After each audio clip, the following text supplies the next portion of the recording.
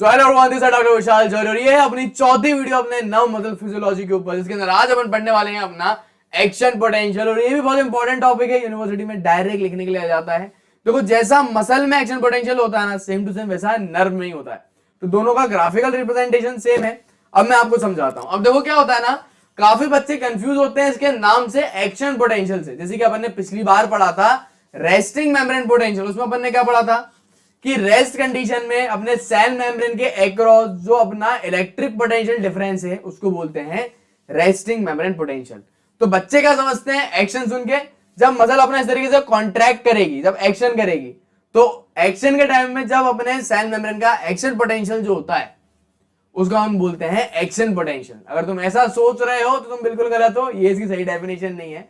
Actually में क्या होता है, कोई भी मसल है, अभी ये मान लो बाइसेप है, अभी ये क्या है रेस्ट स्टेट में, मेरे ब्रेन ने स्टिमुलस दिया तो इस तरीके से कॉन्ट्रैक्ट हुई कॉन्ट्रैक्ट होने के बाद वापस रिलैक्स हुई, तो मेरे मसल में क्या है सीरीज ऑफ चेंज हुए। तो इस बीच में क्या होता है ना, सेम मेरी मसल के जो सेल मेम्ब्रेन जो है उसके चार्जेस में भी क्या होता है डिफरेंस आता है, सीरीज ऑफ इलेक्ट्रिकल चेंज आता है। उस सारे जितने भी अपने चेंजेस होते हैं एक एक्शन लेने में, उसको अपन बोलते हैं एक्शन पोटेंशियल।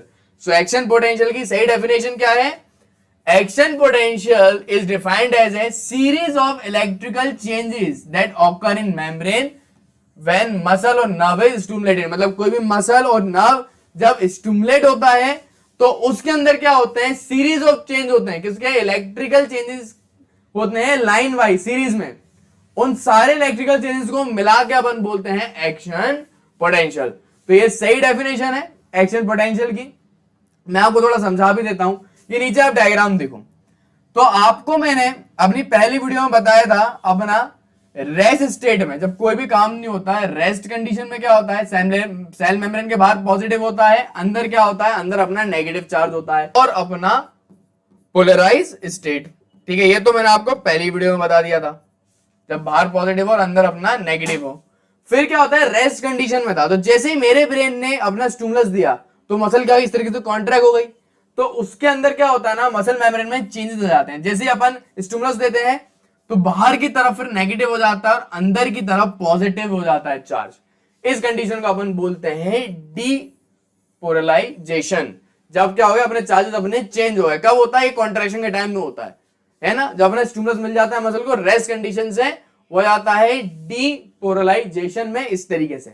फिर क्या हुआ, थोड़ी देर बाद फिर से अपना जो है मसल वापस बाहर की तरफ पॉजिटिव हो जाता है, अंदर की तरफ नेगेटिव चार्ज ले लेता है। वापस अपन ने क्या स्टैब्लिश कर लिया, अपना रेस्टिंग मेम्ब्रेन पोटेंशियल स्टैब्लिश कर लिया, अपन ने पोलराइजेशन कर लिया, दोबारा करा है, इसलिए अपन इस कंडीशन को बोलते हैं रीपोलराइजेशन। तो अपना एक्शन पोटेंशियल क्या होता है, यहाँ पे सीरीज ऑफ क्या हो रहे हैं चेंजेस आपको दिख रहे हैं, इलेक्ट्रिकल चेंजेस आपको देखने को मिलते हैं सीरीज में। इन सब चेंजेस को मिला के अपन बोलते हैं एक्शन पोटेंशियल। टोटल ये दो फेजेस में होता है एक्शन पोटेंशियल, यहां पे लिखा भी है, टोटल दो फेजेस में होता है। एक इसके अंदर होता है डीपोलराइजेशन, जब क्या है रेस्ट कंडीशन से जब अपोजिट हो, अंदर पॉजिटिव और बाहर नेगेटिव हो जाए। रेस्ट में क्या था, बाहर पॉजिटिव था अंदर नेगेटिव था।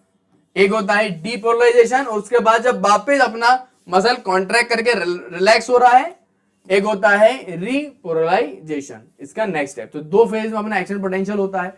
अब थोड़ा सा तुम ना आयनिक बेसिस भी यहीं पे समझ लो, आगे मेहनत नहीं लगेगी कि ये सर ऐसा हो रहा है, तो सर ऐसा हो क्यों रहा है, सर इसका रहस्य क्या है, आप हमें आपका रहस्य बता सकते हैं? जी हाँ, बिल्कुल बता सकते हैं। अब आप देखो यहाँ पे रेस्ट कंडीशन में क्या है, यहाँ पे अपना है एक पंप, कौन सा, सोडियम पोटेशियम पंप। अब ये पंप क्या करता था रेस्ट कंडीशन में, पुरानी वीडियो में पढ़ा था मैंने, आपको याद है, वो अपने सर्किट के जरिए बताया था कि रेस्ट कंडीशन में क्या होता है, 3 सोडियम बाहर जाते हैं और 2 पोटेशियम अंदर आते हैं, जिसके कारण बाहर पॉजिटिव चार्ज आ रहा है, अंदर नेगेटिव चार्ज आ रहा था। बट जैसे ही अपन मसल को स्टिमुलस दे देते हैं तो मसल के अंदर क्या होता है, एक चैनल खुल जाता है। पता है चैनल का नाम क्या है? उस चैनल का नाम होता है अपना, ये चैनल है, इस चैनल का नाम है गेटेड सोडियम चैनल। तो जैसे अपने स्टिमुलस दिया, सेल मेम्ब्रेन में एक नया दरवाजा खुल गया। उस दरवाजे से क्या हुआ, जितना भी सोडियम बाहर था ना, वो सारा जल्दी जल्दी से सेल मेम्ब्रेन के अंदर आ जाता है।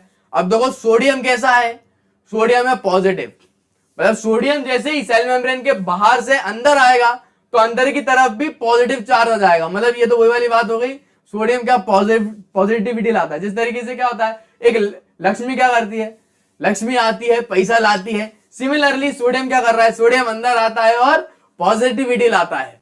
अरे भाई जैसे मैं आपको हर महीने पैसा ला के देता हूँ वैसा ही ना। ये भी पॉजिटिव काम है, बट इस तरीके से नहीं, घर की बातें नहीं बताते सबके सामने। तो इस तरीके से काम होता है। अब देखो क्या है, मैं बीच बीच में कॉमेडी कर रहा हूँ, सर्किट को ला रहा हूँ, ताकि एक तो लेक्चर बोरिंग ना हो, दूसरा फनी चीजें याद रहती हैं। मैं बहुत मेहनत से स्क्रिप्ट लिख रहा हूँ, बहुत मेहनत आप लोगों के लिए कर रहा हूँ, ताकि आपको याद हो जाए, आपको रटा जाए। और इतनी ही मेहनत मैं लाइव क्लासेस में भी करता हूँ। जब बच्चों के एग्जाम होते हैं 1 महीने बाद, तो कुछ नहीं पढ़ा होता उन्होंने, तब मैं उनसे बोलता हूँ कोई दिक्कत नहीं है, तुमने साल भर नहीं पढ़ा तो आखिरी के 1 महीने में भी पास करवाने की दम रखता है जौहरी एमबीबीएस। अपनी टेक्निक है, अपने पास नोट्स हैं। तो बहुत जल्द अपन स्टार्ट करेंगे लाइव क्लासेस। अगर साल भर नहीं पढ़ा डरो मत, मैं एंड में पढ़ा दूंगा। बहुत जल्द स्टार्ट हो जाएंगी, इंस्टाग्राम पे अपडेट हो जाएगी।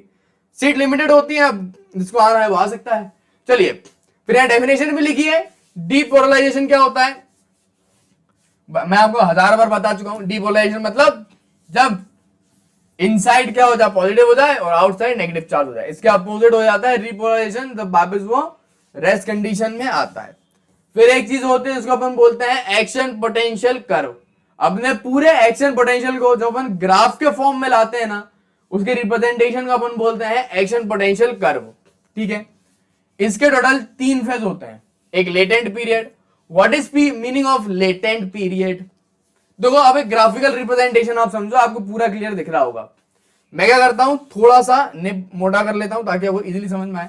ये क्या है, ये कौन सी स्टेट है, ये -90 मिली वोल्ट है, एमवी है। ठीक है, -90 एमवी है। ये है रेस्टिंग मेम्ब्रेन पोटेंशियल। अपनी most of muscle resting membrane potential कितना होता है, रेस्ट कंडीशन में वो रहती है -90 एमवी की। ठीक है, अभी रेस्ट कंडीशन है। अब क्या हो रहा है, जैसे हम मसल को स्टिमुलस देंगे, मसल के अंदर क्या होते हैं, मसल कॉन्ट्रैक्ट होगा। बट क्या है ना, एकदम से मसल कॉन्ट्रैक्ट नहीं हो जाता। भैया मालिक ने बोला पट से कॉन्ट्रैक्ट हो जाओ, थोड़ा सा टाइम लेता है वो। पोटेशियम अंदर जाएंगे, बहुत मिली सेकंड का टाइम होता है वो। पोटेशियम अंदर जाएंगे, फिर वो वर्क करेंगे। तो लेटेंट पीरियड का मतलब क्या होता है, जब अपन किसी मसल को स्टिमुलस देते हैं और कॉन्ट्रैक्शन होने से पहले जितना वो टाइम जो मसल लेता है ना, उसको बोलते हैं लेटेंट पीरियड। तो ये येलो से ये तो दिख रहा है ना, इसी को बोलते हैं लेटेंट पीरियड। अब इसी लेटेंट पीरियड में ना एक और कांड होता है। अब जैसे आपने मसल को स्टिमुलस दिया, तो हल्का सा ये तो रेस्टिंग पोटेंशियल जो है उसके अंदर इस तरीके से डिफ्लेक्शन देखने को मिलता है। इस डिफ्लेक्शन को अपन बोलते हैं स्टिमुलस आर्टिफैक्ट। हल्का सा आपको डिफ्लेक्शन देखने को मिलता है क्योंकि एकदम से आपने स्टिमुलस दिया। ये कब होता है, ये लेटेंट पीरियड में होता है, जब कोई भी कॉन्ट्रैक्शन नहीं होता। फिर जैसे ही फिर क्या होगा ना, फिर मसल को पता चल गया हाँ भाई अब मुझे कॉन्ट्रैक्शन करना है, अब मुझे चेंजेस लाने हैं। सबसे पहले तो वो बाहर की तरफ पॉजिटिव था, अंदर नेगेटिव था। अब वो होता है डीपोलराइजेशन, अंदर पॉजिटिव होगा और बाहर नेगेटिव हो जाएगा। तो फिर अपनी कंडीशन आती है डीपोलराइजेशन की। नेक्स्ट स्टेप जो है पूरा डीपोलराइजेशन है, जो यहां से पिंक में दिखा रहा है। शुरुआत में तो बहुत धीरे धीरे अपना डीपोलराइजेशन होता है। क्यों? क्योंकि सोडियम चैनल इतने खुले नहीं होते। मैंने आपको बताया था ना डीपोलराइजेशन क्यों होता है, सोडियम चैनल के कारण। तो सोडियम चैनल खुलते नहीं है। फिर एक स्टेट के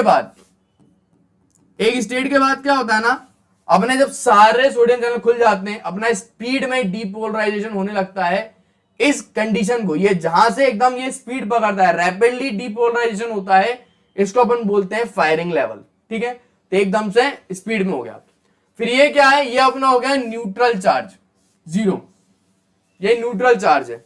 तो क्या होता है ना, सोडियम चैनल इतने ज्यादा खुल जाते हैं कि अपना नेगेटिव चार्ज था, रेस्टिंग मेम्ब्रेन पोटेंशियल नेगेटिव था -90 एमवी, इतने ज्यादा सोडियम खुल गए कि वो न्यूट्रल तक चला गया और 0 से भी ऊपर चला गया। डीपोलराइजेशन हो गया, वो पॉजिटिव में चलेगी अपनी कहानी, पॉजिटिव के पार। तो जब वो 0 से भी जब ऊपर अपना चले जाता है ना ग्राफ, जब 0 से भी ऊपर डीपोलराइजेशन हो जाता है, इस कंडीशन को हम बोलते हैं ओवरशूट, ऊपर हो गया। तो ये पूरा अपन ने डीपोलराइजेशन करवा लिया, मसल अपनी पूरी पटाख से कॉन्ट्रैक्ट हो गई। अब बात आती है वापस से मसल को रिलैक्स करने की, रीपोलराइजेशन में। और रीपोलराइजेशन में क्या होता था, फिर से बाहर पॉजिटिव आएगा और अंदर नेगेटिव चार्ज आएगा। कैसे आता था, मैंने आपको बताया था कैसे आता था, बिल्कुल सही आपने बोला, पोटेशियम चैनल खुलने से। मैंने वीडियो के स्टार्ट में बताया था।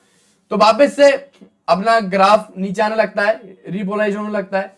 शुरुआत में आप देखो रिपोलराइजेशन बहुत ज्यादा रैपिड हो रहा है, मतलब एकदम से रिपोलराइजेशन हो रहा है, रैपिडली हो रहा है।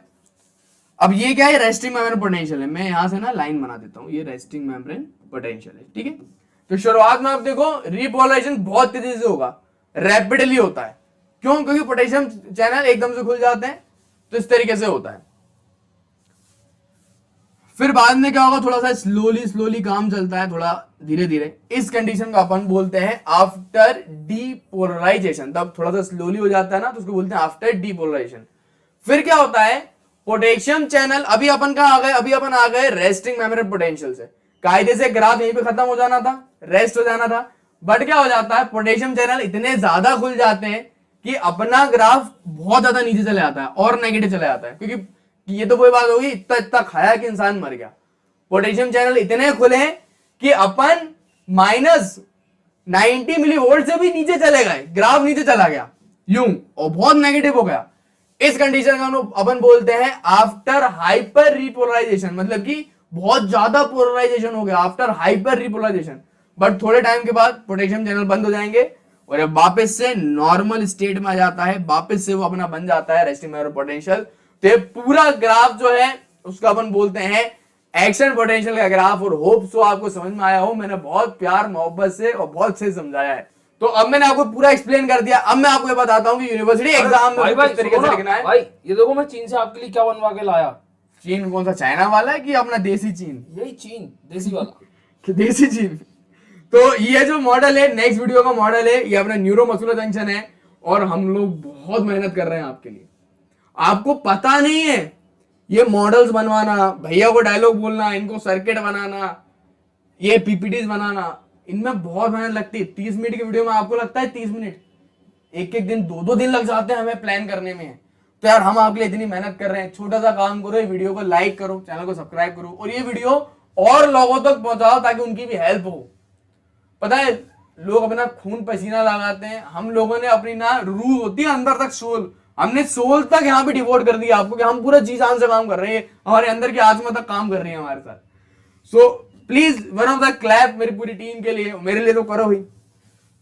चलो आगे बढ़ते हैं। नेक्स्ट वीडियो देखे बगैर मत जाना, बड़ा मजा आएगा। चलिए मैं थोड़ा थोड़ा आपको एक्सप्लेन कर देता हूं क्या होता है। लेटेंट पीरियड के बारे में डेफिनेशन पढ़ देता हूं। लेटेंट पीरियड क्या होता है? Latent period is period when no change occur in the electrical potential immediately after applying the stimulus. मतलब स्टिमुलस अप्लाई करने के बाद एकदम से कोई भी चेंज नहीं आता, उसको अपन बोलते हैं लेटेंट पीरियड। कितने सेकंड का होता है? 0.5 से 1 मिली सेकंड का होता है। फिर स्टिमुलस आर्टिफैक्ट मैं आपको बता ही चुका था, लेटेंट पीरियड में एकदम से ऐसा डिफ्लेक्शन देखने को मिलता था आपको। When a stimulus is applied, there is a slight irregular deflection of the baseline for very short period, उसको बोलते हैं। फिर डीपोलराइजेशन के बारे में मैं आपको पहले ही बता चुका हूं, पहले स्लो होता है, बाद में स्पीड में होता है।